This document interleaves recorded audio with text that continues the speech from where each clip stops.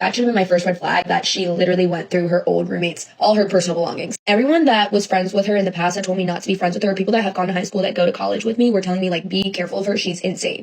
Freshman year of college, I had a roommate that was literally from hell. And I'm finally ready to talk about it, so let's talk about it. Freshman year of college, I had a different roommate fall semester and spring semester. And that is because I canceled my dorming lease to move in with my psycho ex-boyfriend, and then he ended up kicking me out of his house. So I had nowhere to live, so I moved into this girl's apartment.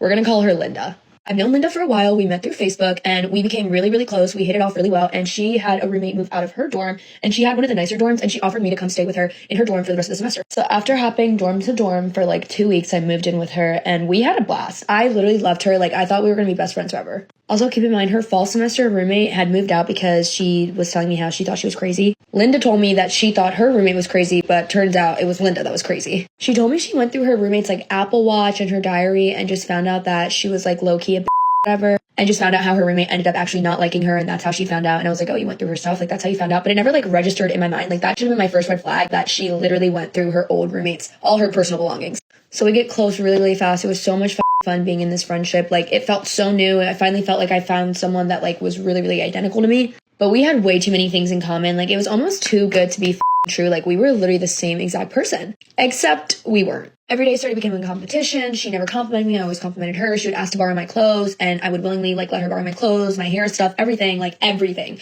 And if I asked her to borrow something, she'd be like, no. But I could never say no to her, or she would have a tantrum.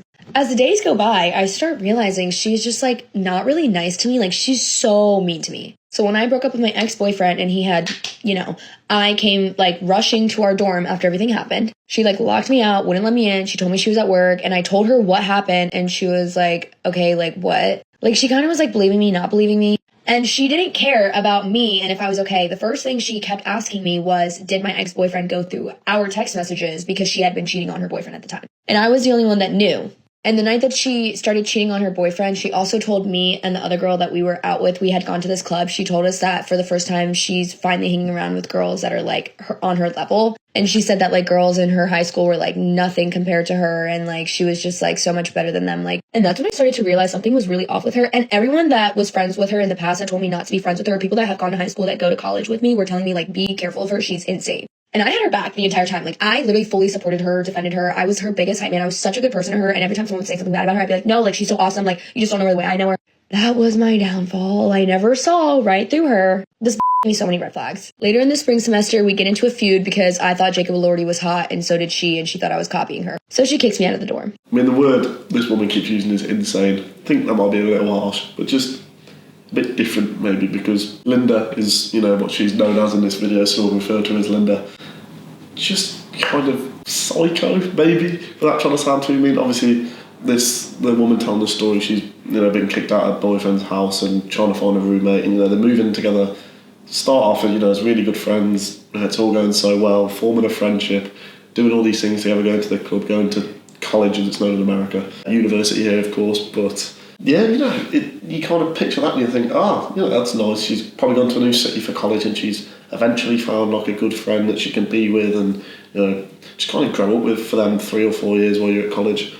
But went south pretty quickly, didn't it, when she found out about the Apple Watch, going through her hair. She says in the video, that should have been the first red flag, but it wasn't in actual time. But looking back in retrospect, it really is a big red flag, because you don't want to live with someone who's prying into your privacy and looking into your personal life and stuff like that, because it's never going to end well, because you're always going to disagree on something. And just right at the end there, it's just popped into my mind, thinking that a celebrity is attractive. How could that cause a problem?